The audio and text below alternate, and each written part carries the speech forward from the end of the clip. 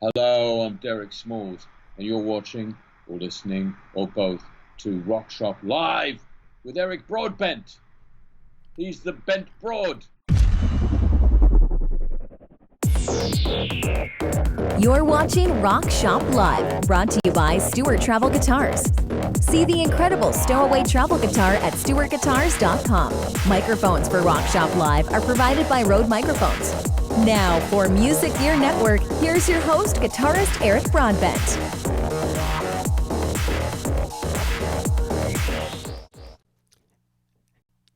Hey everyone, welcome to the Rock Shop. We are live. Stay at home Friday. We're all taking it smart. We're being smart here, being safe.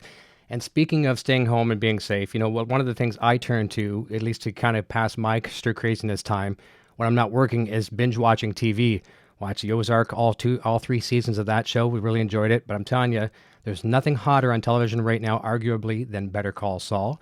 From the show tonight, you know him as Howard Hamlin from the Hamlin Hamlin McGill law firm.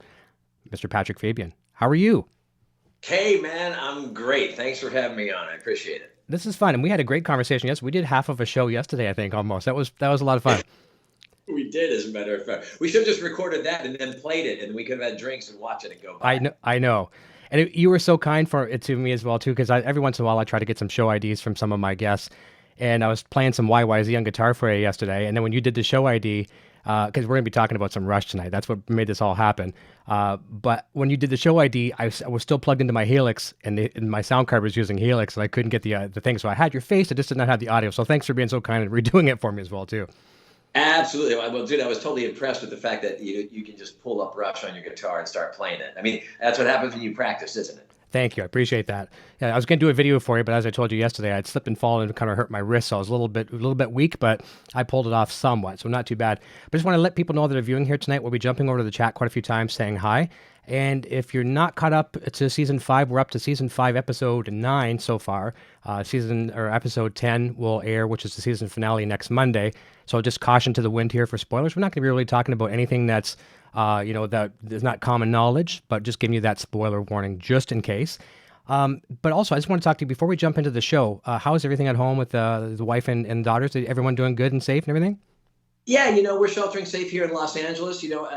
America, crazy land that it is. Even though we had more advance notice, we managed to sort of make it a circus down here a little bit, which is too bad. But I'm glad I live in LA, and I'm glad that we have a good mayor and a good governor who is giving us some good guidance. And as hard as it is to take away all the great things I love about being out and about and being social, I love the idea of flattening the curve and all of us coming together. It's a weird sense of being in community, even though you're actually not in the community. So my daughters are fine.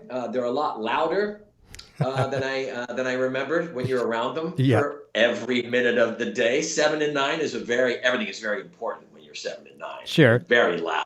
So, but we're doing great. They play piano. We play music together. We read together. They're taking school here. Turns out I'm a terrible teacher, and I'm an idiot when it comes to either technical support or math, which is not to be surprised.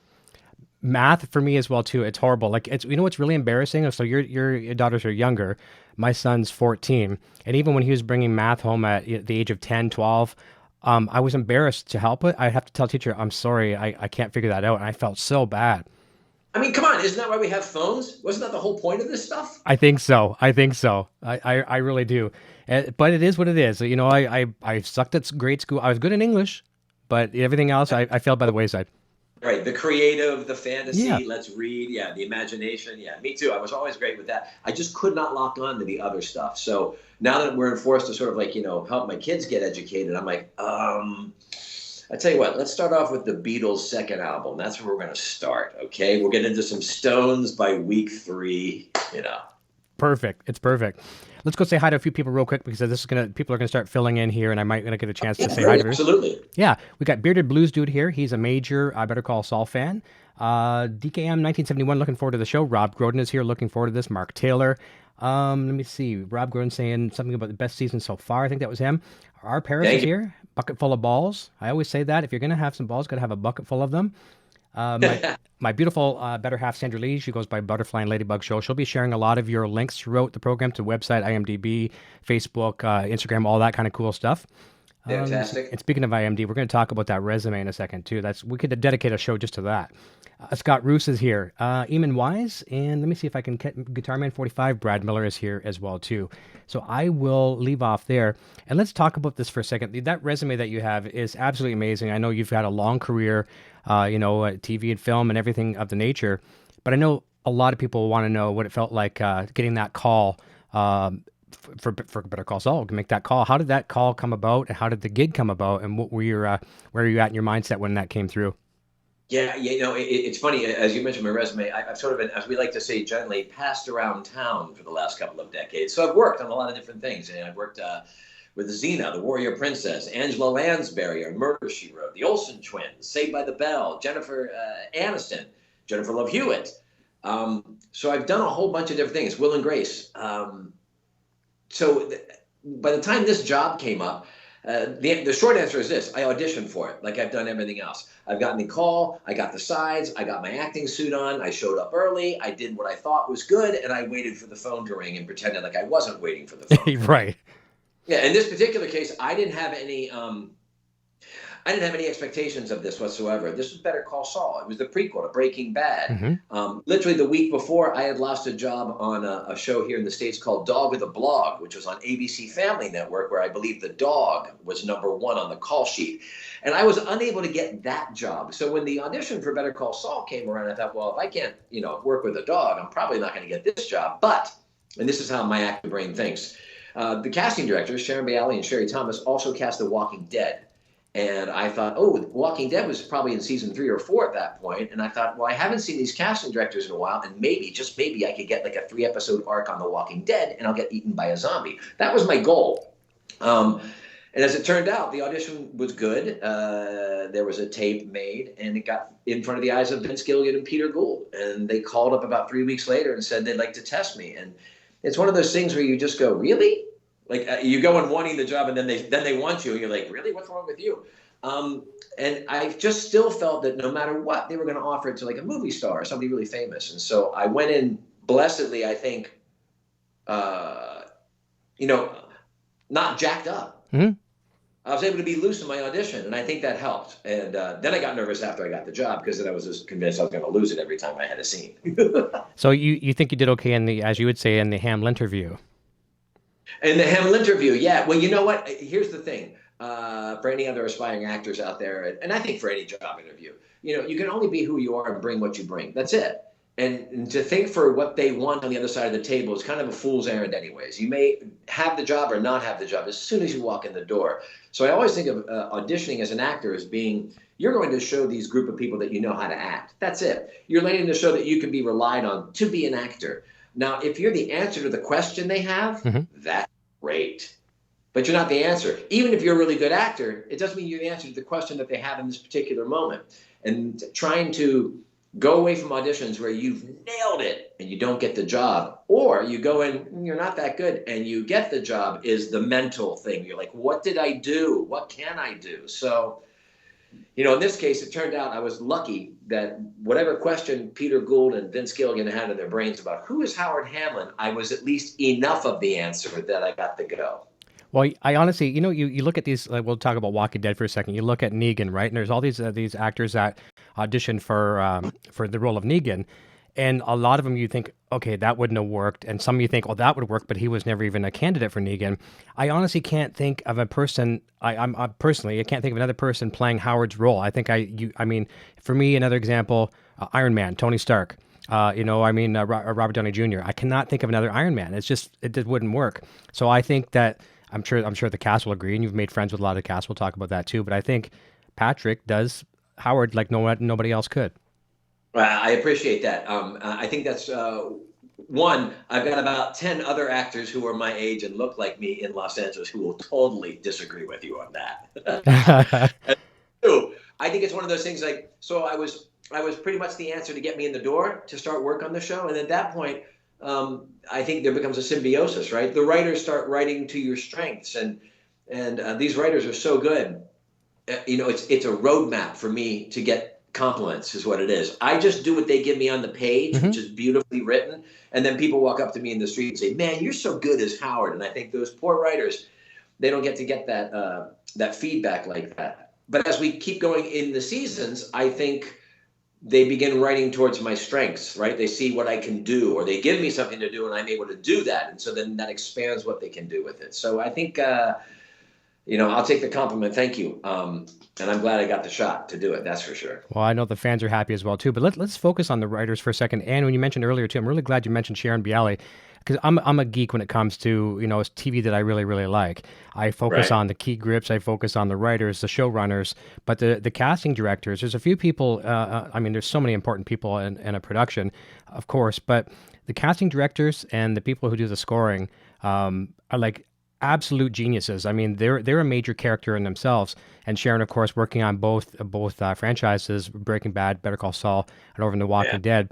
I always like to kind of throw credit out there because that role of the casting director is so important. And I think it's really cool too that they didn't necessarily go with like all the famous people that are in so many different major blockbuster movies for some of these roles. Because and I mean that in the best way, because you don't want someone who's stereotyped as he's always a bad cop, or that kind of thing, right? And so it's believable. And when those writers are writing those lines for you, like just your typical mannerisms, I know they're probably all the writers' lines, but like the Charlie Hustles, you got some swinging your skipping your step and Charlie Hustle and all that kind of stuff. It's believable. It's credible. So I think you are right when you say they know your strengths and they write to that. They do, and again, back to Sharon Bialy and Sherry Thomas and Russell, they're the casting triumvirate over there. They brought me in as like, we think Patrick might be good for this. And by the way, they brought Bryan Cranston in for Breaking Bad. Yeah, the ones who saw Bryan like in a play and said, "Oh, this Malcolm in the Middle guy has got this quality," and that's why they brought him in. I don't believe, and I think this is correct in the story, I don't think Vince or Peter were interested in seeing him. Like they were like, no, I don't think so. And a good casting director really sees through things. It can hear what the producers want and what the directors want, but it can see through things and bring different choices. And I eternally thank them. I've been in their office for 20 years and they get to know your work and whatnot. And so whatever they thought I might have had, they brought me in and thankfully I was able to deliver, For sure. Although I will say this, Sherry Thomas was the person I actually auditioned with, and I got in there and it was just a camera and her and me.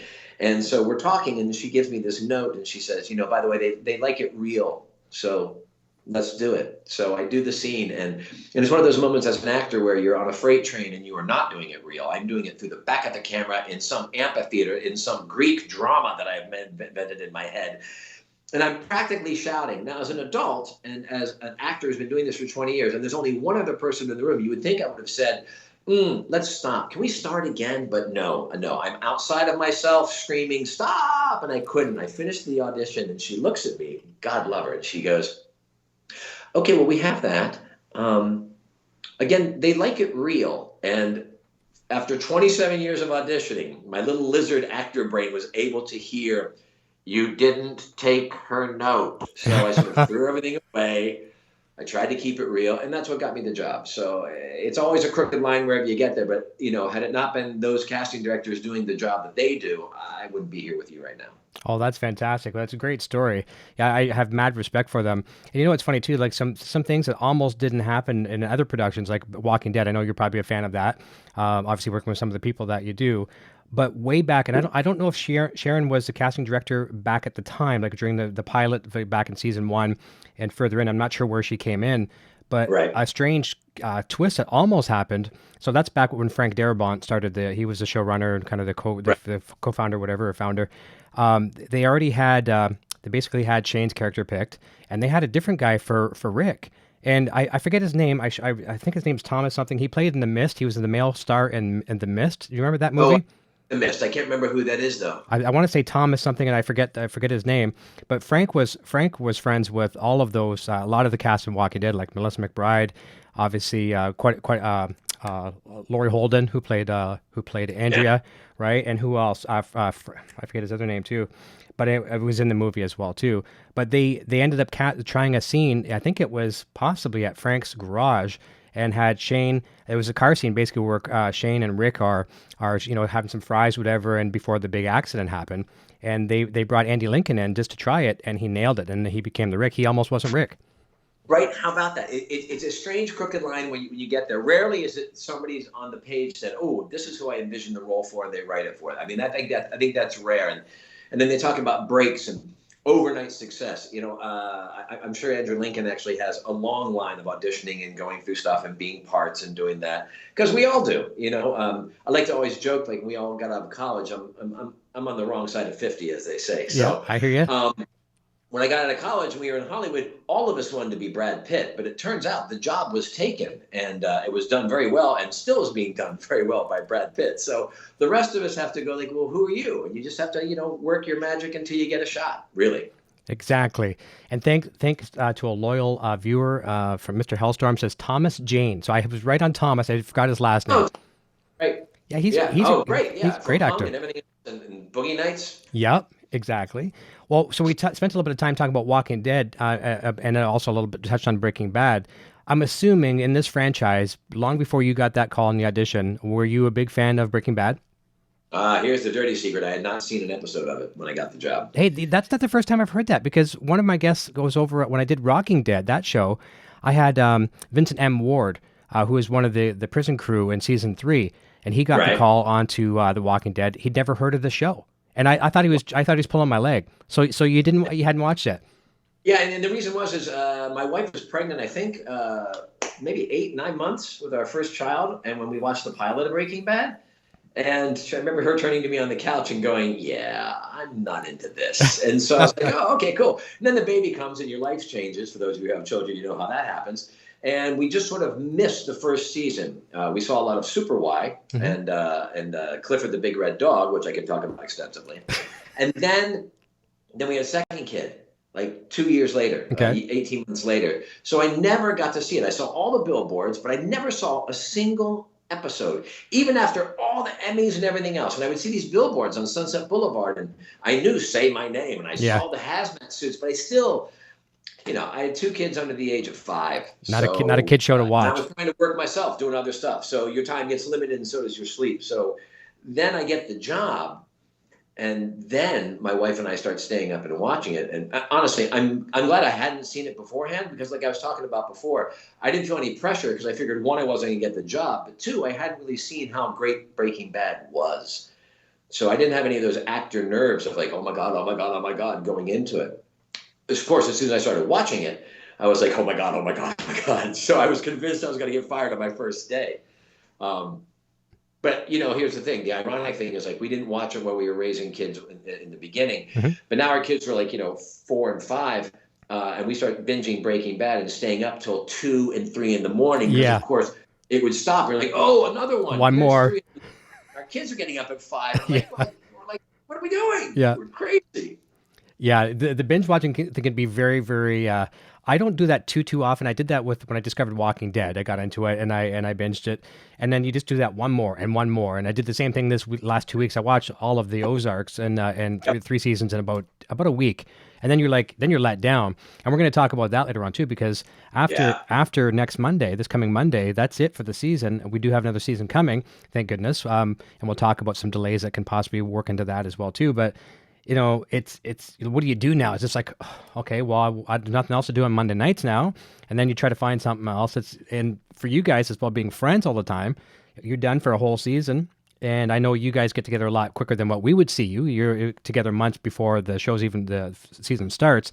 But but weirdly, even though we're all friends, we like to hang out. We hang out more when we're at work, of course, because we're in Albuquerque. And none of us have our obligations to walk the dog or the kids or anything like that. And so it really is like going to summer camp with your favorite friends. And then when you have to go work, you get to go work on set, and it's been really, really fun to go do that. Matter of fact, I haven't seen Ray, except then when we would go promote the show, all those things, we were lucky enough to get nominated for the Emmys again last year. So we got to go to the Emmy Awards, which is totally fun.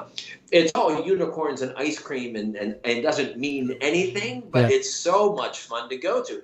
For all the times that you didn't get the job, right? For all the times you felt badly for whatever reason, it's nice to have a moment of sunshine. It's good to work on a project that both the critics and the people seem to like. So, but those things are going to be changed and different this year, without a doubt. The fall. COVID-19, getting together will be different. As of right now, we're coming back for a season 6. We already announced that. We weren't going to go into production, I don't think, anyways, until later in the year. So hopefully that'll still be on track. And whatever those working conditions will be. But I know for sure that, the writers are writing right now, and they are working on whatever is going to be the ending of this show. It's gonna be good to see too, because I saw a really cool interview with Bob, a while back, and he's been working on Breaking Bad for so long. It's been, I don't know, what, 12 years probably. About 12 years ago he started, I think, somewhere in that neighborhood. And he's trying. His age. He looks great for his age. I mean, he doesn't look his age by any means. But he says he wants to have that wrapped up before Saul is too old, like, to look the part. You know what I mean? So it's got to feel right with the age. So and I think Vince and Peter had always talked. First of all, the fact that they basically won big in Vegas with Breaking Bad, and they took all their winnings and they shoved them right back in the middle of the table to do this Better Call Saul thing. It could have cut many different ways, and instead, I think that the fact that it deserves to be in the same closet as Breaking Bad. It's a good show in its own right, and it's its own family. But I don't think they wanted to overstay their welcome either. Things worked out. It's a great companion piece, and now that we have El Camino to add to it as well, I don't think they ever thought it was going to ever be like a 7 or 8 or 9 season show, anyways. So, but I think it's mostly because you're right. Bob Odenkirk's going to look awful in about 2 years. So, I mean, that's just the facts. I'll save that. I'll send that clip when I try to get him on the show. I'll send them that clip. And I'll say, look what Patrick said about you. No, it's great. I mean, the cast is just absolutely incredible. As you mentioned Ray earlier, she's just killing it as Kim. I mean, and it's scary too, because we're not going to get into any spoiler territory, but the world knows, if you're a Better Call Saul fan, we don't see anyone from the Hamlin McGill firm in Breaking Bad. We don't see Kim in Breaking Bad, and there's a lot of different ways that can go. And I've read a lot of interviews with Vince and Peter and things like that. And those guys aren't just people just to kill somebody off because it's the easy way to do it. They will do it in a very creative way. Maybe Jimmy and Kim just don't, you don't see his home life in Breaking Bad. Maybe she's still there. Yeah, exactly. There's that weird thing. People keep thinking that Saul's going to link up with the beginning of Breaking Bad, when in fact it can exist underneath it. It could. You could have scenes that are being filmed for the show Better Call Saul, but they are existing during the timeline of Breaking Bad. To your point, we never see Saul Goodman go home. Maybe he is married to Kim. Maybe Kim's smoking Carlton 120s and, I don't know, rolling joints. I don't know, or making dinner, looking after their kids. That's right. Well, if you think about it, I never even thought about this until this moment, but in the last couple episodes, or the last episode, last 2 episodes, were Jimmy's going out, or I guess he's Saul now. But anyways, they go out to the desert to collect the bail money for Lalo.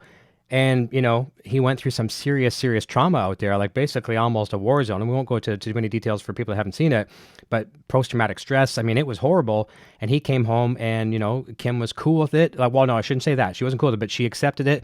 And now that's a part of their life from that moment going forward. That could happen again and again and again and again. It could be with all the Walter White and Gus Fring stuff going on, and it's just a separate life, and she could still be alive. Yeah, I mean, the assumption is because we weren't there that we're dead. But, between Michael Mando, myself, and Ray, we've decided no. There you go. We have no answers and we have no pull when it comes to it. Because what's great about these writers is, they write for the story. They write where the story needs to go. I mean, otherwise, why would you ever get rid of such a great character as Michael McKean? I know. Why would you have Chuck McGill die, right? Right.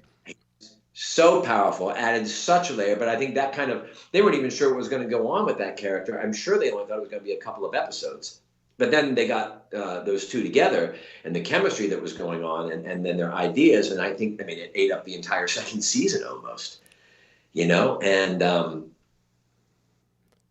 so, I'm sure when Michael got the call, he was like, "Oh, come on, man." There's always that, and not on this show, there's always the yin and the yang. You've got the Chuck and Jimmy, polar opposites, and then of course yourself in there, and Kim as well. I mean, polar opposites of Jimmy. It's just, you wonder, how could those two be a couple, let alone, what's happened recently to them. I won't divulge that either, as far as their two characters. but you just like, how can Kim stand him? But she loves him, right? So it's the great thing about it, I think everybody views the show through Kim's eyes, because we all think we know Saul, and we do because we saw him in Breaking Bad. Right. But we didn't know who Jimmy McGill was, and so we really got to know him through Kim. And I think that's what makes watching the slow motion car crash so painful, because I think we're looking for an off ramp where Kim and Jimmy get their shit together and they go have a life. But we know that's not the case. Rarely do you have a show where you know the endings of things. And so the how you get there is the really exciting thing. And, hats off to Bob and to Ray Seahorn, because the two of them together have found something exquisite. They have small, quiet moments that are so packed with everything that it becomes riveting and tension-filled. And it's only because the two of them are such good actors and they really grab our attention. They really pull us in.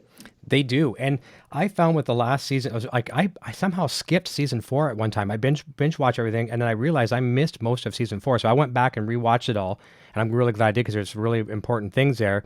But season 5, right from the opening episode, it's one of those things where, the odd time with some shows, you can run to the kitchen and grab a beer or a drink, whatever, and you run back real quick without pausing the show. You can't do that with this show. There's just, I mean, especially the first one, when it was over, I was like, oh my God, like it just seemed like it went so fast, and we waited so long to get up to this point, right? But you can't miss a millisecond, because there's always something. And you go back and watch it, even though your eyes were just glued to the TV, there's something you missed. And it's nice to rewatch. There's replay value again for every episode too. Well, I think Vince and Peter and the whole writing staff pack it like that. They also, by the way, it's a compliment to the audience. They don't feel the need to retread information. No. They don't feel the need to over-explain. You should be looking at this situation. You should be noticing this. They assume that the fans who watch the show already are attentive like that. And I think that becomes a real great symbiosis between creator and fan base. Agreed.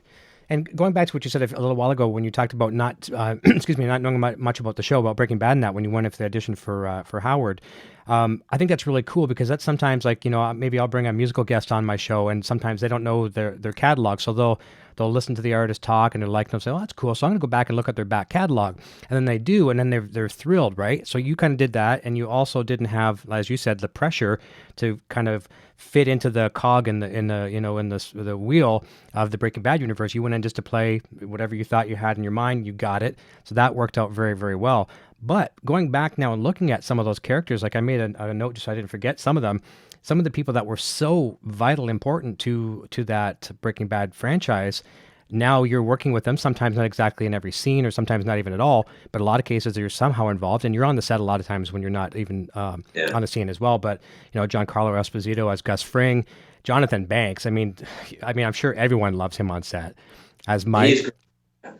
He's great. And, matter of fact, when I got to set the first day for our table read, day one of Better Call Saul, I see Jonathan. I only just, finished Breaking Bad, and I walk up to him. I'm like, hi, I'm like, I was like a high school cheerleader. Yeah. Hi, Jonathan.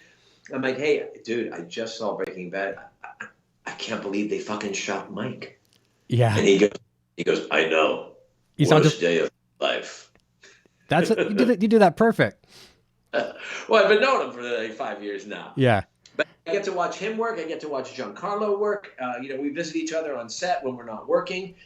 And, because they were such an integral part of Breaking Bad, everyone loves seeing them all alive and doing their thing again. They love seeing the origins of all of them. In season 3, at one point, they were having a scene at the cartel, and I loved it because I realized all 4 characters that had this scene going on, we know, are dead. We know their future. We know exactly how they all die. And they're all and there's a great voyeuristic quality about Saul that allows that. You know that this person's going to die, and yet you're invested on how the stakes are so high for them in this scene, and you kind of want to be able to say, like, you really shouldn't worry about this.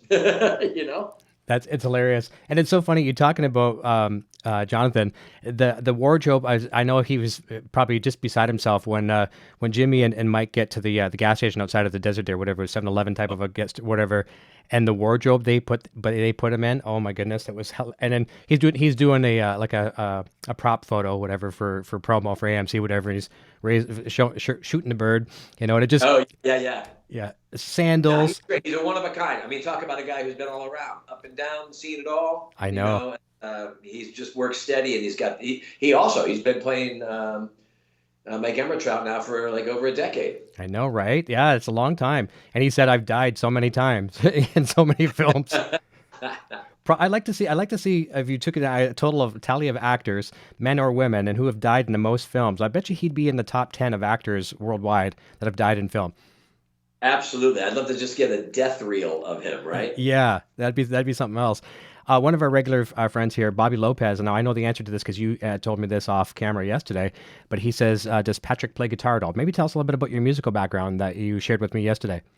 Oh yeah, well, I was a band geek growing up. I played sports. I grew up in Pennsylvania, and we all played sports to a point. But then I was short. I didn't grow until like later in high school. So along the way, I ended up picking up guitar, playing trombone. So I was in the chorus, in the orchestra. I ended up being president of the band in high school. So for some people, that's like makes me a geek, but that's okay. I liked it a lot.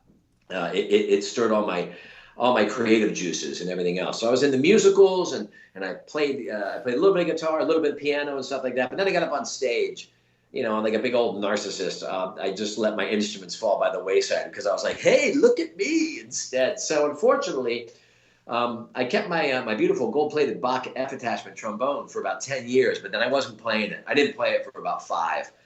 And I had a friend who was teaching in the LA school district. And so I gave it to her to donate to some kid so they could get a good instrument. I play campfire guitar at best. That's cool, though. That's cool. Unfortunately, it's like when Bruce played out yesterday, when Eric played YYZ yesterday, I was like, oh, if I had only practiced, if I had only stuck with it. So, but the gift of children, other than them being really loud and expensive, is that my little girls are taking piano right now. Great. And they've been playing for 2 years. And they play well, and so I've taken that as an advantage to go ahead and start playing myself again. So my wife plays music, and maybe we'll be like the Von Trapp family singers in about 6 or 7 years. But here's the thing: every actor wants to be a rock star, right? Because it's not good enough that we're already get to be playing around for our lives. We want the whole thing. That's right. I'm lucky, and I know I'm lucky that I've been able to make a career in the arts and doing it as acting. So if I just have to be a campfire guitarist and maybe hack out Let It Be on the piano in one key, that'll be okay with me as well. Well, it's good, though, that you're keeping the music in the family, and it's good for kids as well, too. It really is. But if ever want to pick up the guitar and learn a little bit more, I'm happy to show you some chords or some little lead patterns and stuff like that. Anytime, free lessons for you. You got it. Thank you, Eric. I'm going to hold you to it, man. Okay, no problem. We'll do that for sure. Okay, so in a moment, AMC was kind enough to give us a couple clips. We're going to play one now. We'll play one a little bit later on. And I'll set this clip up a little bit. This is the one where Howard sits down with Jimmy for dinner or lunch or whatever it may be.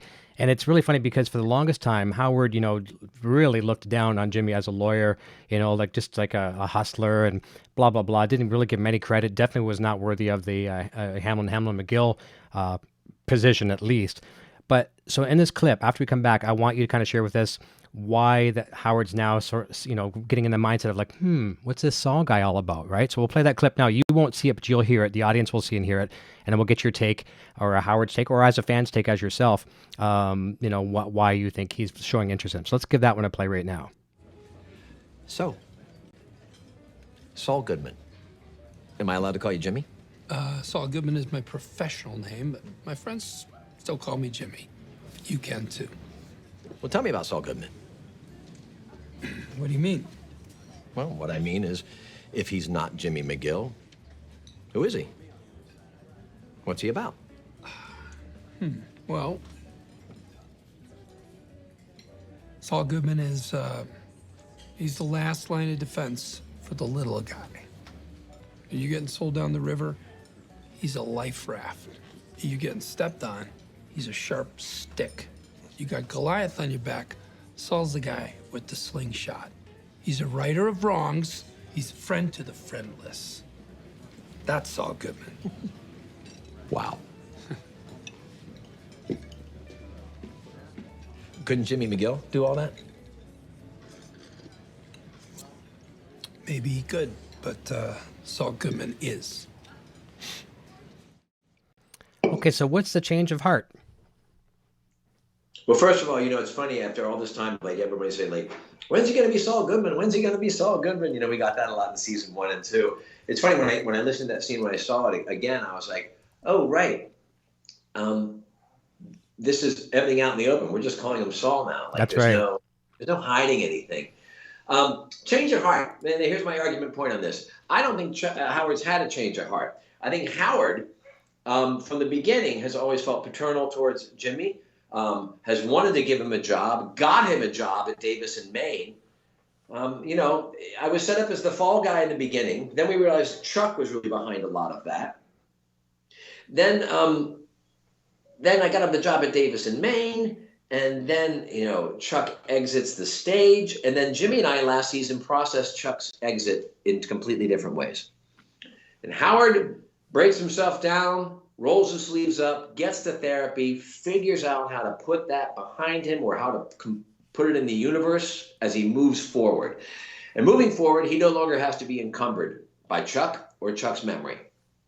And he's free now to really go ahead and offer Jimmy the job that he should have offered him years ago, but he wasn't able to for various reasons we can talk about. But Howard is doing it, one, not because he feels sorry for Jimmy. He's doing it because he's a businessman. And he recognizes what Jimmy brings to the table, Howard can't. He's got street smarts. He's got Charlie hustle. That's not Howard's game. He knows that. Just like Howard relied on Chuck to do things that Howard couldn't, Howard needs to rely on Jimmy to do things that he can't.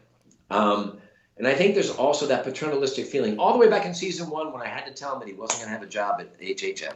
I remember it was that beautiful dumb show of me going in and taking the piece of cake because he had just passed the bar, and I have to tell him he's not going to do it. I think he's always felt that he wanted to help him out. But he's also not altruistic completely. He wouldn't do it if there wasn't profit in him, because HHM, as he says in the lunch, is tighter, it's leaner, it's meaner, and it's going places. He has reinvigorated himself, he's reinvigorated his business, and he wants Jimmy to come along in a very wholesome, wholehearted way. There's nothing duplicitous about it. And that's why he's having that lunch. That's why he says all those things. Right. Look, he's found meditation. He's found his namaste. And then here's the touch that I love. The writers allow Howard to break down, have his tie bar off in season 4. He's a wreck in the bathroom when he's talking with Jiminy and tells him about therapy. But Howard's come through it now. He's got a spring in his step. HHM's back on top. We're going to offer him a job. And when they leave at the garage, after Howard has hugged him, the awkwardest hug on TV, right? Yeah. Howard drives away in a Jaguar that has a Namaste license plate. And for me, that's the kind of detail that the writers give you as an actor, where you're like, right. Howard has changed. He has maybe found some meditation, some deeper stuff in him, but he's still the kind of guy that thinks it's okay to advertise his losing otherworldly possessions on his Jag. Yes, exactly. You know what I mean? And so that's what I like. So he means his job offer completely. And I think, I don't know, he fully expects Jimmy to take him up on it. Yeah, that's right. And he's kind of a little insulted later. And we'll talk about some of that scene when we play our second clip in a little bit. It's kind of a precursor to what happens to your car and the house and stuff like that as well, too. Paul Sura in the chat, he kind of says some similar things. Paul, thank you. Hey, man, Paul's been a great supporter of the show. And also he was an early supporter of Driver X, an independent movie that we did and we crowdfunded. And Paul was one of the crowdfunders. As a matter of fact, he had a great tweet the other day where he had watched it and he was able to see his name in the list of all the hundreds of people who had donated to us. So thank you, Paul. Nice. He says, I disagree. Howard never really looked down on Jimmy McGill. He had to because of Jimmy's brother, Chuck. Yeah, that's the thing. You know, Chuck was one of the founders. He cast down like kind of, what he said you had to follow. But it's funny you talk about that one scene. I went back and watched a whole bunch of clips today, just kind of getting back in the mood of the older seasons, and where you had to give Jimmy the news. So basically he got his license to practice. Kim's making the cake, and the people down in the mailroom there, whatever. And this goes to show you how powerful a scene can be with zero dialogue. So Howard asked, he said, can everyone give us a moment here? And they all leave. So it's just you and Jimmy in the mailroom. And all you're hearing now, the door shuts, and you're just hearing the copier making copies for about 35 seconds. And, there's no dialogue. We can't hear it.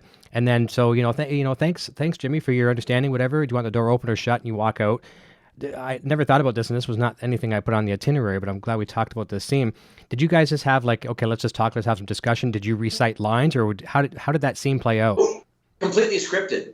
Wow. It was completely scripted. It was a great scene of me letting him down, with him countering and why and all this stuff. It was really, really good. And so I'm thrilled as an actor because I'm like, oh, I've got this big scene. It's going to be great. It's going to take us hours. We're going to cover. And I walk in that day, and they say, was that Colin Buxey who directed that? I'm sorry, I don't remember off the top of my head. I don't either. I just remember they put their hand on my shoulder and they said, just want to let you know up front, we're going to do all the lines, but we're never going to hear you. Wow. And I was like, what? And he goes, we've discovered we're going to shoot it from here. And he told me up front what the shot was going to be. But of course, as an actor and as a broken child, my initial reaction was like, me, I wanted to act. And then I see it, and it's such a powerful scene, which again reminds me why I'm not in charge. I'm in charge of just putting on my suits and doing my things, which is what I'm good at. Right. I'm not seeing the whole picture, because when you see the whole picture, you're like, oh, so much more impactful and so much more fun. But to answer your question, we absolutely had a scene. And I believe they did cover it like with a handheld, basically, in case they decided they were going to fall back on it. But okay. But I don't even know if they did, to tell you the truth now. I'd have to ask Bob. I forget. It'd be better too than if you're just sitting, like, if you're saying to Bob saying, yeah, so how about those isotopes, or just talking about what you do last night. If it was credible. So I believe it now, especially when you're saying you did them, because no, it's not. We're just marking time, and these people do not mark time when it comes to that stuff. It's called pocket dialogue, and it's dialogue that they anticipate will not be shown in the final cut, but they need it for certain things. A lot of the montages that they do. Kim, talk to Ray Seahorn. She has reams of pocket dialogue, legalese pocket dialogue, when they're shooting her from outside this, or when she's on the phone, when she did the Post-it note thing.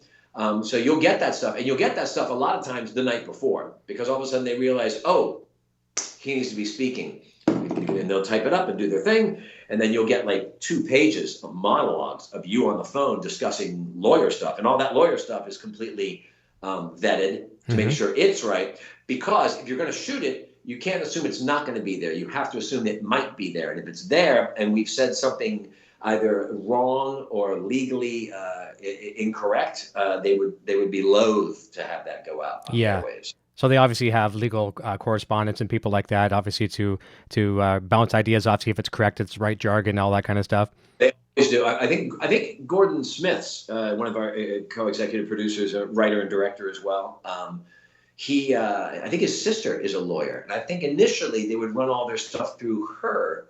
And I believe there's even some Twitter feeds that literally, they like the show, but they use the show as a jumping off point to say, like, they're talking about Mesa Verde and bank law. Yeah. And then they'll have all these threads discussing about whether the show is up to snuff on it, but it always devolves into like some sort of, banker cocktail hour, and I can't follow it. So. Yeah. Gotcha. Well, we'll talk about the next clip that's going to be coming up in a few minutes is going to have some Mesa Verde reference as well, too. It's one more, Howard once again. And I just love it. How many times? So do you give any thoughts to the job offer? But he calls Jimmy again at home, and Jimmy's about to do something. He's kind of helping Kim in a... right. Yeah, right. In a way that's totally Saul-ish, and kind of, introducing Kim to the bad side of law. And she's kind of starting to like it a little bit. But earlier we talked about, we mentioned 3 shows here. They're very, very common as far as the fandom: Walking Dead, Breaking Bad, and Better Call Saul. And because you guys have so much invested time in them, like we talked about the friendship, all that kind of stuff too. But even when a character is removed from the show, if they're killed off or whatever, they're just written off.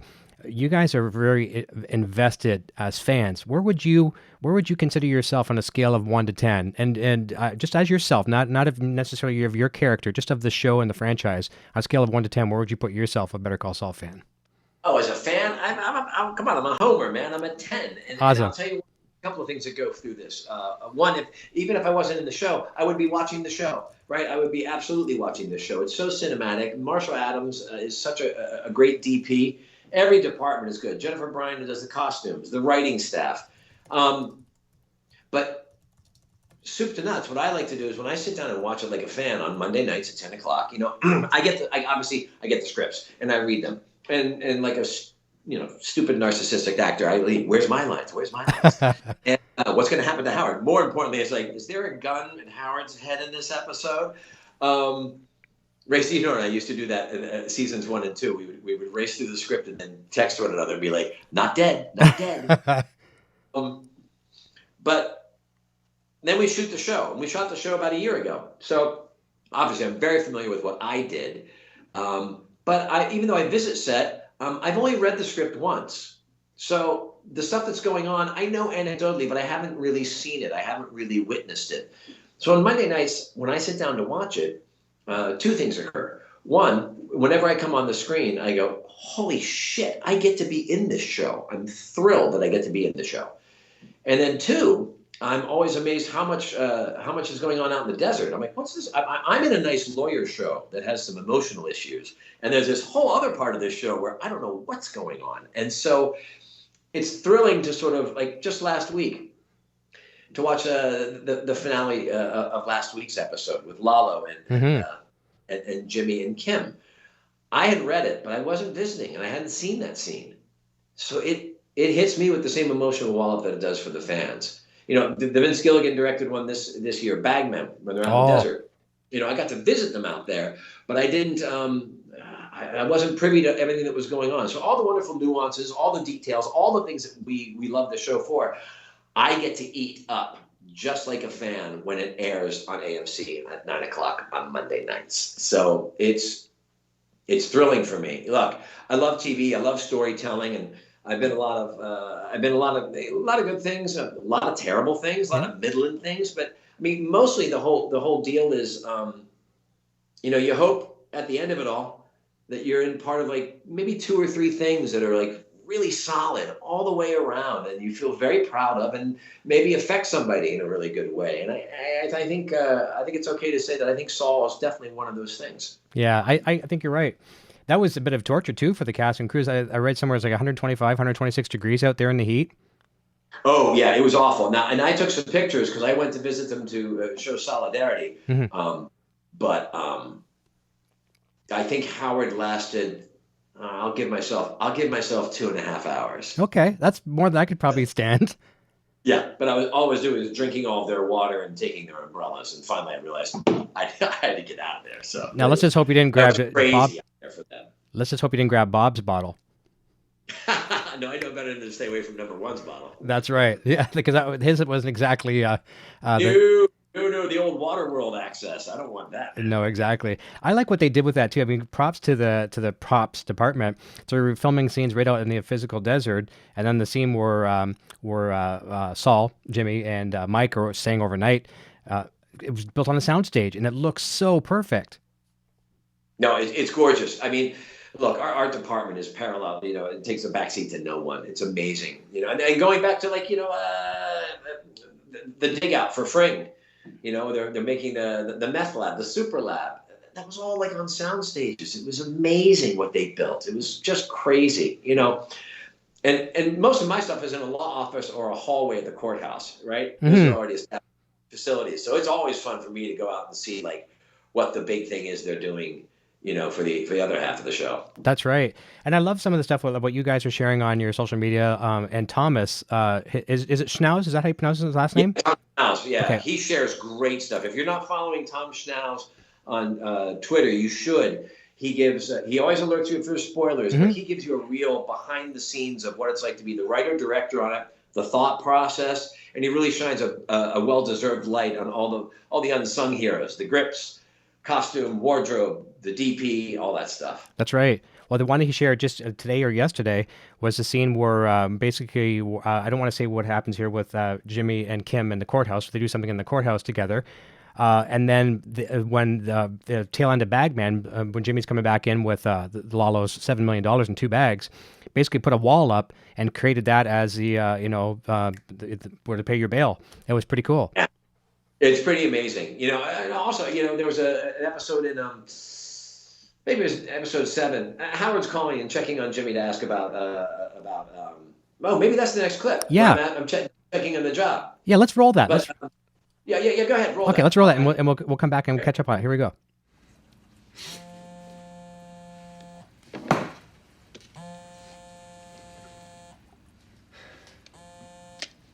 Hello, Howard.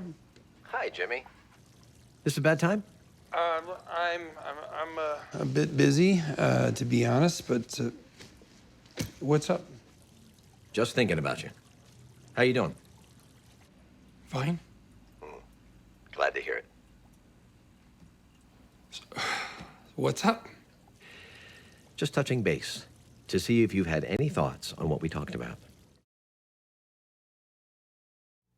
So that was the scene there that you're talking about there as well, too. So yeah, talk about that a little bit. So actually, I'm going to preface it with a question.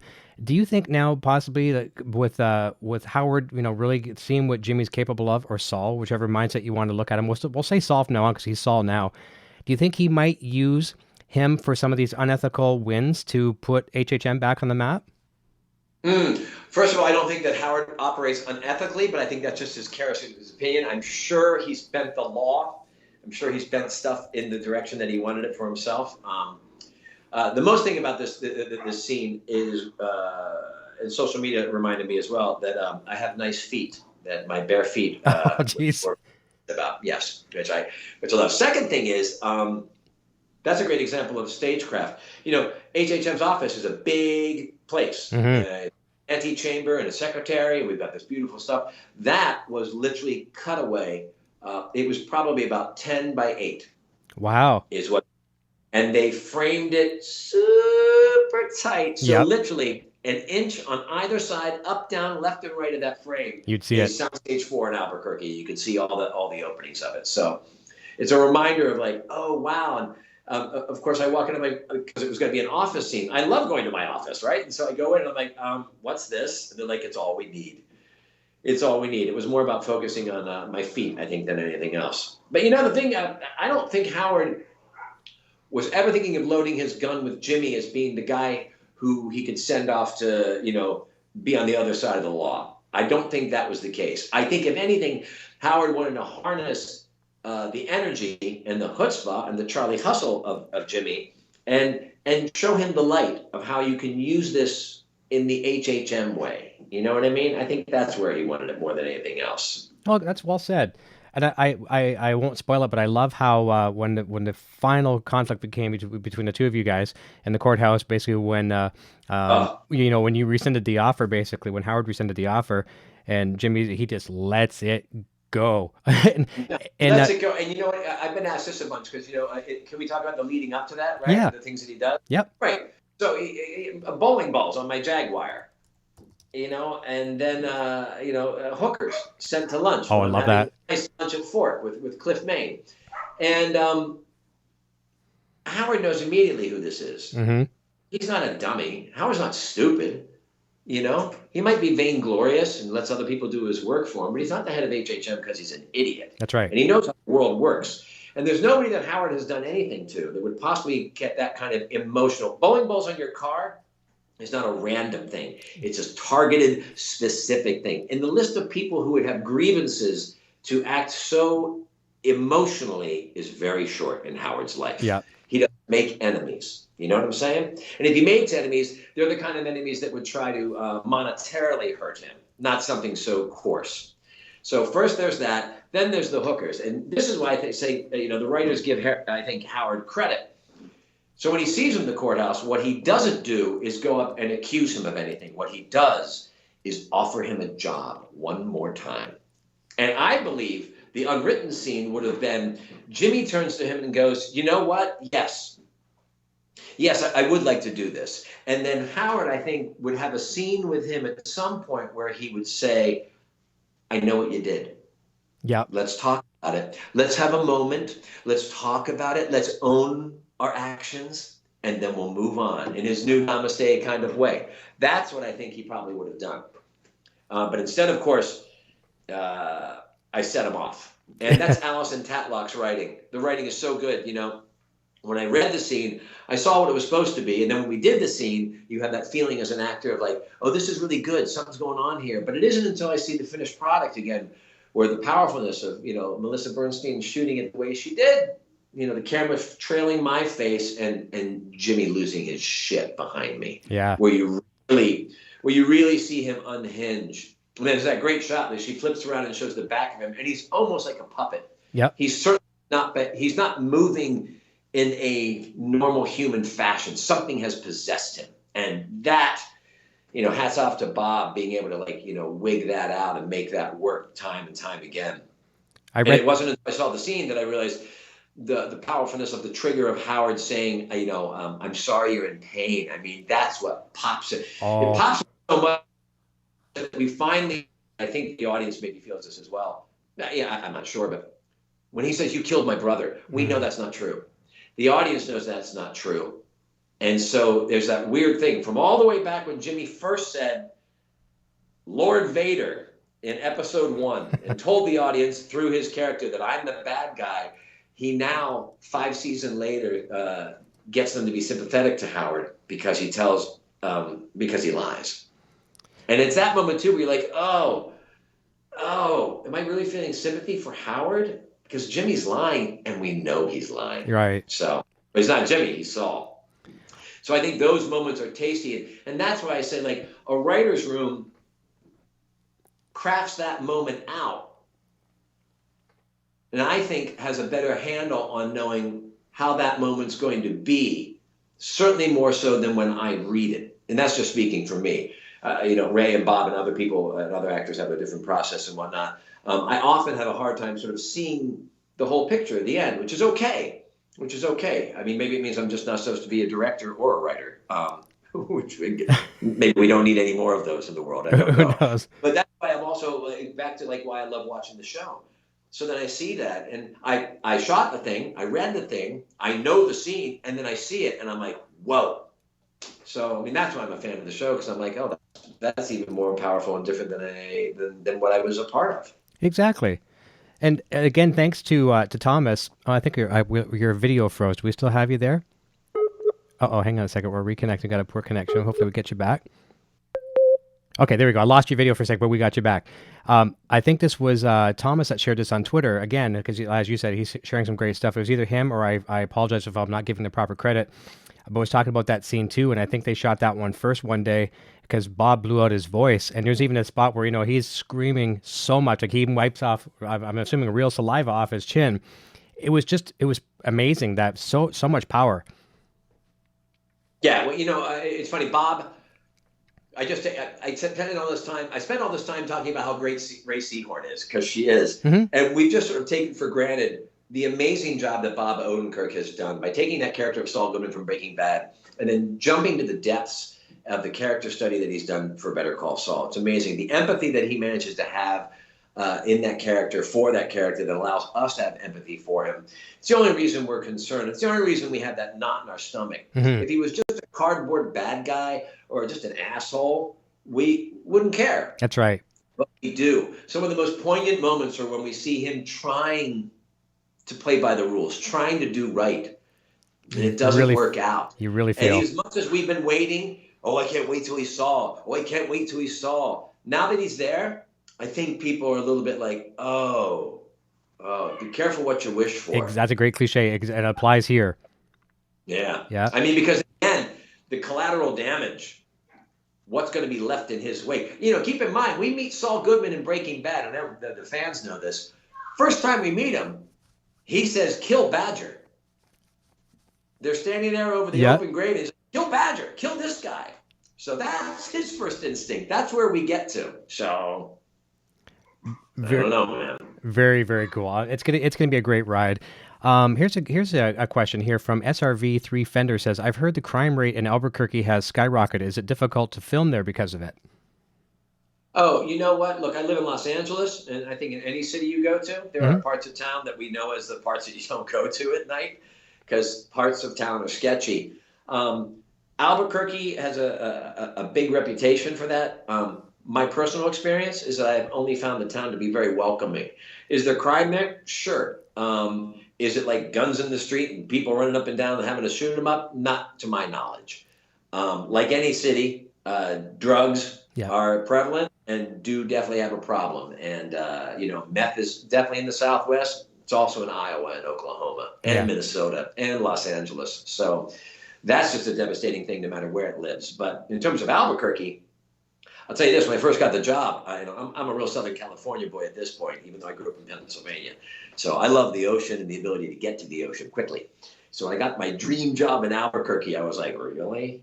And then I got there because the ocean is far away in Albuquerque, but you know what's not? The mountains and the hiking and these great old Indian caverns and everything else. It's really full of great history, and it's beautiful, and it's smogless, giant blue skies, incredible sunsets, and 30 minutes out of the center of Albuquerque in any direction, and I'm hiking by myself up into a glorious forest. So it's pretty awesome. It's pretty awesome. But don't feel afraid to come visit, spend some money, and enjoy yourself if you get a chance to go. Well, that's a good testimonial for sure.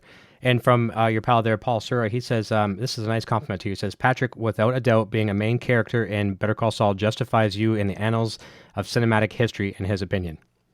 Oh, you know what? I will take that. Yeah, it used to be, for those of you who remember and recognize my voice, when I had hair that looked like Sean Cassidy, I was the Professor Lasky on Saved by the Bell, the college years. Yeah. So my biggest claim to fame was somebody said, my tombstone, it would say, he kissed Kelly Kapowski, and they'd go and they would tip 40s on it eventually, which, by the way, not a bad way to go. No.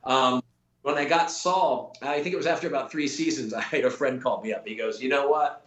I think they may have to change your tombstone. And I was like, I'll take that. So, it's nice to be a part of something that is part of the Vince Gilligan, Peter Gould universe. Yeah, without a doubt. It's great. If only I got paid as much as my suits cost. Right? Yeah, I know, right? Those are some stellar suits, by the way. Pinstripes, it's great. Yeah, you definitely nail it. So I want to take a jump in a direction that most Better Call Saul, Breaking Bad fans would never even think we're going to go on this show. But this show is a music-centric show. And this all come together over a weird post. Well, I don't say a weird, but a weird way of a post. You posted a nice little Funko package that you got on Twitter. And it was for Rush. I didn't even know they had Funko Rush figures, so I got to get them. I've got some Funkos. My boy has a lot of cool Funkos. But I had no clue in a million years that you were a fan of Rush. So tell us what it is about Rush. When did you gravitate towards them, and what is it about them that just blows your mind? It is, and that's exactly the word. Blows my mind. I think I told you this the other day. It's a great, Brian, I forget his last name. He drove a Datsun B210 back in 1981 in central Pennsylvania. He was in the band with me, and he had speakers, homemade speakers, built into his doors of his car. Okay. The car doors were open. I was coming out of band practice in the parking lot at Cedar Cliff High School, and the spirit of radio was blasting out of those. And I went over to him, and I was like, what is that? And he's like, that's Rush. That's your new favorite band. And he wasn't wrong. I was hooked at that minute. I was all in. Whatever that was, whatever that sound was coming out, was complete for me. And granted, you're 14, 15, 16, but I mean, that's when things imprint. That's when things feel and go. Up until then, I was totally like a Beatle head and stuff like that. Like I said, I played trombone, so I like jazz and all those things. And I liked rock. I'm a Central Pennsylvania white boy, right? So it was all the big, Scorps and REO Speedwagon, Styx, all that stuff. But Rush hit me like nothing else. And I started the journey right then and there. First concert I saw of theirs was the Signals tour. I went down to the Philadelphia Spectrum and saw that, me and Frank Appa, who was the first chair trumpeter of Cedar Cliff High School band, and we took the Magic Bus, which was WTPA FM 104 Rock Central PA. They would take a bus and they would get you tickets and they'd drive your ass to the Spectrum to go see a show. God love my parents. They let us get on that bus. We were 16 years old, me and Frank. We get on looking as all as 16 can be. They shut the door. They're like, dude. So it's smoke them, drink them, do what you can on the way down. We go, we have a grand time at the concert, of course, and then we come back. And I've been seeing them every chance I get ever since. I finally finished on the final show of Rush 40 right here in Los Angeles. I got to go see it. Neil came out from the drum kit and took a bow and everything. Man. Wow, the final show. Final show. And along the way, I've seen him in a bunch of different places. I was in Toronto when they did Rush 30, which I think was their first time back since Neil's double tragedies occurred.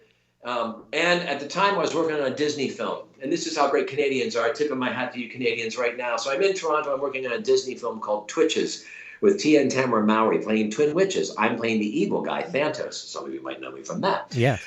I'm in the makeup chair, and they knew that I liked Rush. And the hairstylist she goes, "Oh, Rush." I said, "Yeah, they're playing over at the Molson Amphitheater, and but I can't get tickets." And she goes, "Oh, well, I went to school with Alex. Do you want me to call him?" And I was like, "What?" She literally puts the phone down. Puts the scissors down, picks up the phone and calls Alex. She goes, "Hey, Alex, it's Cindy. I got a friend here who's a fan. Da, da, da, da. Cut to, I got 2 tickets to the concert. I go to the concert. They're not like in the drum kit, and they're not even in the pit. But they're in the arena. Wow. I got them through Alex Lifeson, right? So I'm there, and I'm watching the show. A guy comes up 2 songs into it. He's got a crew shirt on, and he goes, "Everything okay?" And I'm like, yeah. I think I'm going to get thrown out or something. He goes, "I just want to check. We have these seats from the band. I just want to make sure everything's good." I'm like, "Great." He goes, "I'll come back and get you afterwards and take you backstage." And I was like, "What?" Yes. The show ends. It's the Rush 30 concert. It's fantastic, of course. And come on. I'm in Toronto. I'm at the Molson Amphitheater. Rush is playing. It's amazing. And after the show, the guy in the Rush crew shirt comes back and he goes, "I'm so sorry, man. It's the first time they've been here for like 5-6 years. It's just too jammed. I can't." And I'm nobody. I'm a friend of a friend, And I'm just like, "No, that's totally cool." So he goes, "So I got you these." And he hands me a pair of drumsticks that Neil had played with that night. And then he takes literally his crew shirt off his back and hands it to me. And I'm like, "Are you kidding me?" I got the drumsticks in my house. Oh, right wow. It posted this earlier, as a matter of fact. Yeah, so I'm kind of all in on that. And what's great about the band is the band has worked for me in any emotional state that I'm at. You know what I mean? And I think we all know how that. You can dial up and down your band and you get into Jags. Like all of a sudden, it's a Farewell to Kings, and I'm just living in that world for a month and a half. Yeah. Or then all of a sudden, it's like all I can hear. All I want to hear is 2112. Just the first 20 minutes, and that's it. Yep. I want to keep hearing it because I'm peaking and going, and then the beauty of it also is like, even though you've heard it 1,000 times, all of a sudden you hear the song for the first time again, and that's magic for me. That's that kind of artistry of and whatever artist hits you is cool. It is fine. I took my wife to go see him at the Universal Amphitheater. We'd been married for a while.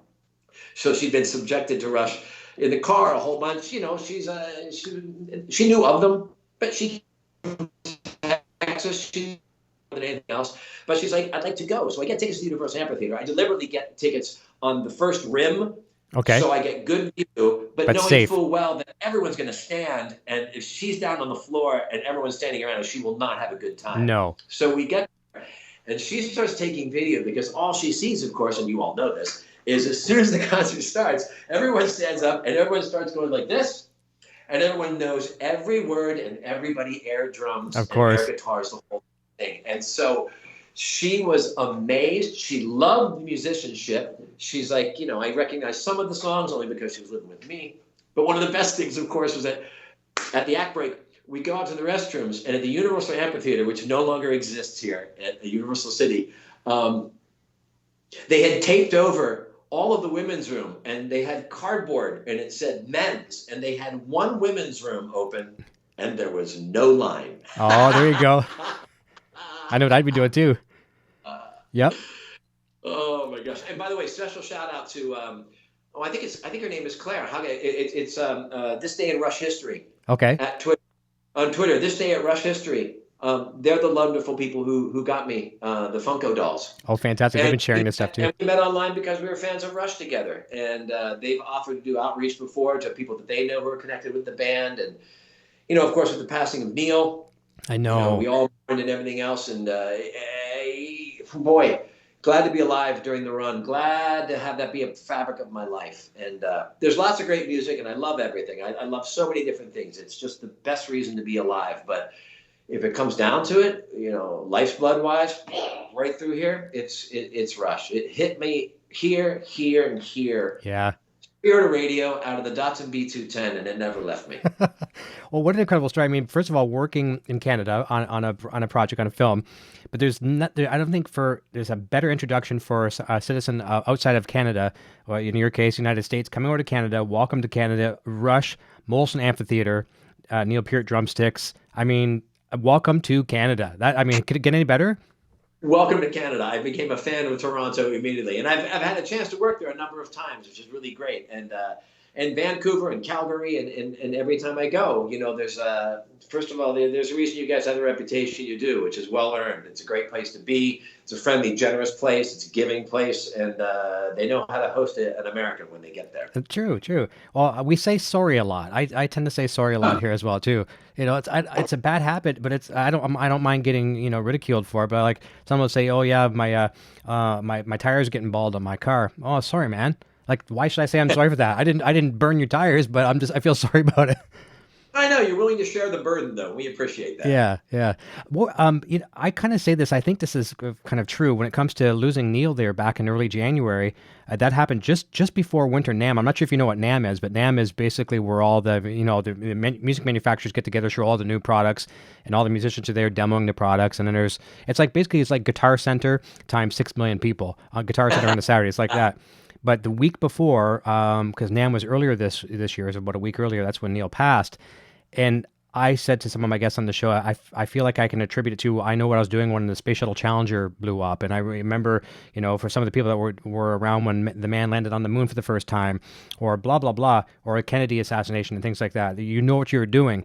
And I do. I was at one of my customers' places. They're a health food store, and I'm in there, and they just happened to be really busy that day. So I'm waiting in line, and I could have just went and rated and got in line first, but I let the customers go in first, whatever.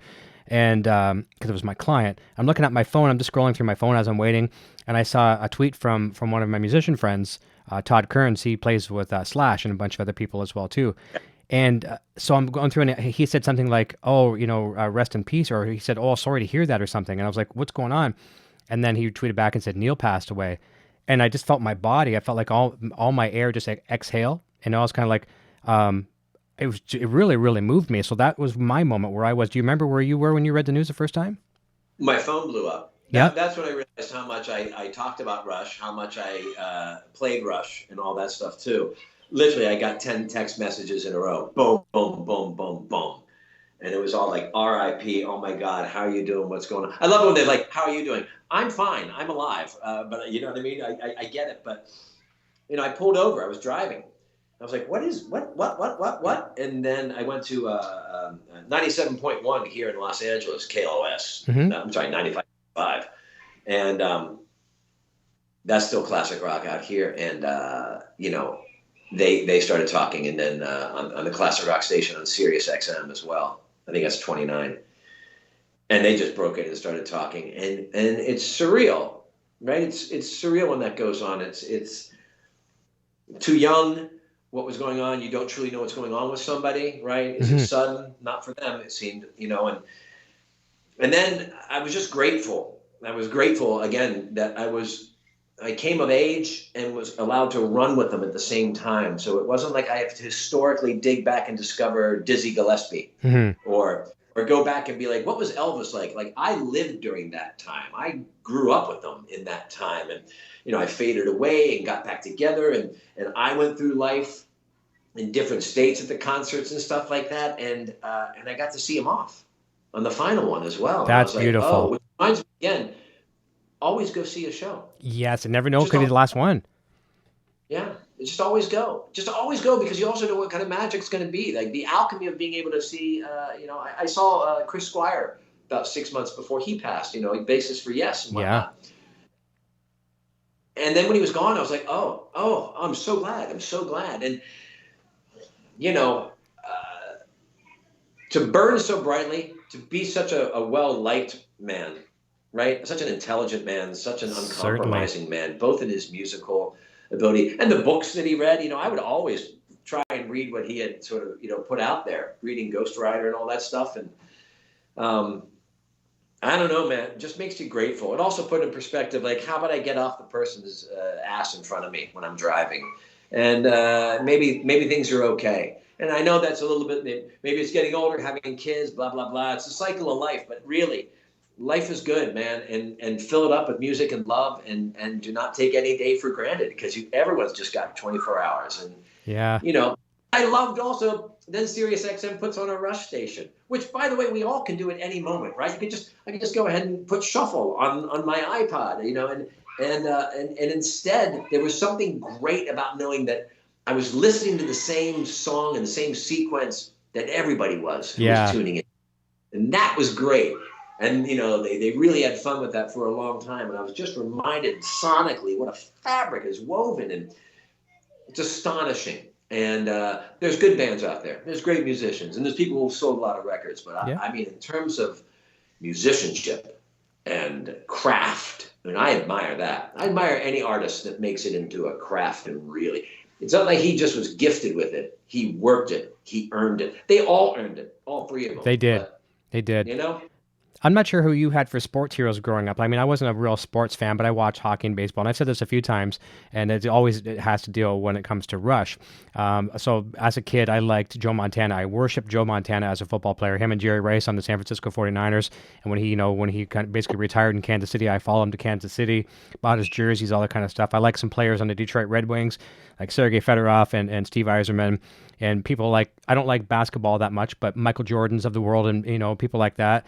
Would make you watching that sport. I want to go play football. I want to be that basketball player. Neil, Geddy, and Alex were those guys.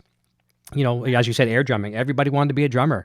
You know, everybody's doing the bass lines, and Alex is crafting his thing in the way he does. Just brilliant. But they were champions for. You can be anything you want to be. Yeah, absolutely. I mean, it's inspirational. Yeah, it's inspirational, and also it's not. Again, they earned it. There's the hard work behind it, and I think there's an ethos behind that really makes that appeals to the idea of like, what do you want to do? Mm-hmm. Who do you want to be? Because guess what? Put some sweat equity into it, and you can do it. You know, you need some luck and stuff along the way with this and that, but nothing's stopping you from doing this except your own time and energy, really. And that's exciting. And that reminds me every time I listen to that music, every time I hear those things, all of a sudden you're like, right, this is inspirational. It comforts you, it inspires you, it pulls you along in life. It's the soundtrack to my life. Very, very well said. What we'll do here, we're at 10:17 here Eastern Standard Time, so we'll wrap up at the 10:30 mark here. But we'll wrap up with three things here. There's a good comment from a couple of nice comments. Doug Doppler says he likes the shirts. SRV 3 Fender says, I hope Howard has a nice resolution on the show. I feel he's a good guy. I'm sorry. My daughter's coming in to hello. say something. You want to say hello real quick? Hello. Eric, he's up in Toronto. Close to Toronto, yeah. Hope you're doing well. Happy weekend to you. Yeah, I'm in the middle of something. I just need to... Do you know where my remote control car is? Do I know where... Hey, guys, do you know where my daughter's remote control car is? You sent it to me. You said I could use it for the weekend. Get out of here. Ask your mother. Shut the door. I did. Okay. And she said, ask your Well, mom. that's the best I can help you out with. I just told her she didn't hear me, but I said you sent it to me and said I could use it for the weekend. So SRV 3 Fender says, I hope Howard has a nice resolution on the show. I feel he's a good guy deep down, and I think we all do, and of course you do as well. I do, you know, and here's the thing. I have no idea how it's going to cut. I really don't. They've surprised me every way along the way. It could be as simple as, you know, he fades away. Yeah. Right? He's just no longer part of Jimmy's life. That's what I think. Yeah. Because that's also the way the world works. And I don't think these writers have done anything to sensationalize anything, right? They really don't. Part of the charm of the whole thing and the way it works is because everything is believable. They don't just gratuitously get rid of somebody or gratuitously do something just for shock value. And I don't see why they would do that now. I agree with you. That's how I think, because Saul and Howard's world they're just not going to come into contact in legal cases anymore. So they would just fade away into the sunset in a nice creative way. But the last two things we'll talk about, our very last point, we'll talk about a nice musical story you shared with me yesterday about a Van Halen tour that we each saw at independent places. I'll talk about that one. But, you know, we both kind of talked about, you know, we can be anything we want to be as long as you put your mind to it, and certainly don't let anyone get in your way and say you're never going to be that person. You're never going to be an actor. You're never going to be a great guitar player. You're never going to be this. What advice would you? There's a lot of people, you know, watching your work, watching other, you know, great actors out there. That I would love to be that actor. I want to act. Could you share some advice? You know, like whether it be theater, plays, whatever. Just any advice. Well, I mean, get trained. Go to school. Take a class. You know, people don't just teach themselves. You need instruction. You need somebody to help you get this done. And I was about to say, like, nobody just teaches themselves piano or guitar, but they do. Yeah. And people all actors because they have it in them. Not this guy. I'm a nuts and bolts guy. I'm a workman. You know, I needed to go to class. I needed to learn how to do it. But mostly, it was a passion that I was interested in, and I was willing to spend time doing it. I was also willing in this particular business to hear no a lot. It's a rejection business, and it's hard when you craft something and you think, I've arrived, and aren't you glad that I'm here? And the answer is no, we're not. We're not glad that you're here. And as a matter of fact, we need you to leave. That's a hard thing to weather. Yeah. So you have to have a tough skin. But I think that applies to whatever you're doing in life. I'm not looking for everyone to love me. That's a lie. I'm broken. Of course I am. But the truth is, in order to make it work, you have to hear the no and let it slide off your back. We've heard this 1,000 times, but it is the truth. I don't need every yes to happen. I just need that yes that opens the next door. And then there's going to be another 100 doors that are no, no, no, no, no, no, no. And then there's a yes, and that'll take me to the next thing. And it's a crooked line. I don't know what the end result is. I know that it's a short time here, and I'd rather spend it pursuing the things that I love than not. Nice. You know, I also put myself into a position to be successful, right? I went to school, I got trained, I came to a place where there was a lot of potential to get work, and then I made getting that work a number one priority, you know? And I'll just do an aside just because I feel like I have to, because I'm a dad now and I'm allowed to say dad things. I'm not here to crush on anybody's party. For me, drugs and alcohol ended up not working for me. It was no longer doing anything good for me, so I had to get rid of them in my life. My life improved a lot for me when I got rid of them. And so if that's a yoke on you and that's something that's dragging you down and stopping you from doing your dreams, I suggest there's a way out, and you can actually go ahead and clean yourself up and maybe get yourself a shot. It's not for everybody. I'm not here to say, turn off the lights or turn down the music. I'm just saying, you know, that was my case and it might be yours. So if it is, just know you can get out of it, and there's light at the end of the tunnel. Absolutely beautiful. Thank you for sharing that. Great advice, great insight, and maybe some great inspiration for people as well too, because it's a cool gig, you know, if you can survive in it. But as we wrap up here, you and I talked yesterday on Skype when we were doing our test call. It's so weird that we both went to the same show, but I went in Detroit Pontiac Silverdome, and I forget where you said you saw it, but with the Monsters of Rock tour. Tell us about that. CM 1989, I think it was, right? Because I was out of school. I come out to school in Long Beach, Cal State Long Beach, and I was now living in LA. We went to the Monsters of Rock, and great lineup. Van Halen was the lead, the headliner. So we got up there, and we bought cheap seats. We were just out of college, no money, so we bought cheap seats at the Coliseum. And then we got there, and everybody was milling around. Like, nobody was checking our tickets for our seats and stuff like that. And we were looking around. We couldn't quite figure out what's going on. There was a fence that was down near the lower part on the field, but that was sort of busted. So we just started walking down to investigate, and nobody stopped us. We walked right out into the 50-yard line. And what we found out, this is before we knew who this band was, there was a band from San Francisco that was part of the bill called Metallica. Yeah. And their fans, also like us, had no money and had cheap seats. So they were there outside the fence when Metallica hit the stage, and the field had not yet filled up. Thank you, Los Angeles, right? So they smashed the fence down and sort of took over the field. At that point, security was like, hands up, we can't do anything. Nope. So we stood there on the 50-yard line and watched the show, and then we watched the rest of the bands play, and then Dokken played. And then when the Scorpions hit the stage, we got pushed up. Like I was saying to Eric, you know, it was like a crowd surge. Clearly, in retrospect, completely dangerous, you know. But my buddy Bob and I, we had linked arms, and when the Scorps hit the stage, the sea pushed us, parted us, and we got planted about 20 feet from the stage. We finished watching the Scorpions. We kept our eyes on one another, and then Van Halen hit the stage, and it was so phenomenal. It was so good. Sammy was in great voice. Eddie was playing right in front of me, I swear. We kept looking for the picks coming our way, but we couldn't get them. It was just a punch out the lights evening. It was so fantastic, you know, under the LA stars, and Kingdom Come. We didn't need Kingdom Come. They started off we missed them. I kind of had the same feeling as well too. I did see all 5 of the acts, but it was kind of if you're gonna go to the I don't mean any disrespect to the band, but it was almost like if that's a bathroom break, there's your time. Yeah. And by the way, that's built into all those sort of things. But you know, again, a live show, probably 110,000 people, Mm-hmm. you know, and they rocked the joint. They rocked the joint. Such a great time. That's wicked. I love how you mentioned too, like you kind of lost your arms, you lock into arms, so you both were further opposite sides of the stage, whatever. But still, you're about 20 feet away, you know, and you both made it. Oh up yeah, there. we weren't gonna. There was no trying to elbow your way back in No. at that point. And it was a sausage fest. Thankfully, there was no young ladies who were stuck there. Yeah. You know, the security really had just sort of like left, so it was very smelly. Let's just say that. That's right. Here's a great comment, and I'm noticing our bandwidth is dropping here greatly here too. Paul Suris says, "How cool! One of my favorite TV show actors talks about that show, and one of my favorite bands. It's like someone handing you a chocolate bar, and then a jar of peanut butter falls from the sky."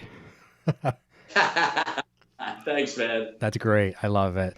If you get a chance over the weekend, if you text Ray, because I've been speaking with her on Twitter as well too. I think she's coming on next Friday. It looks like we're going to have her, but I need to get in touch. Good. I need to get in touch with her publicist, Ruth. So just have her DM me on Twitter, Ruth's email address if you can, and we'll get her on. We'll talk. I will. I'll have that happen for you. Awesome. Absolutely. Now, she's great.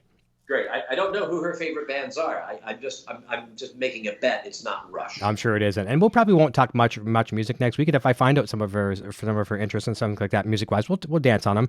But it doesn't always have to be about music.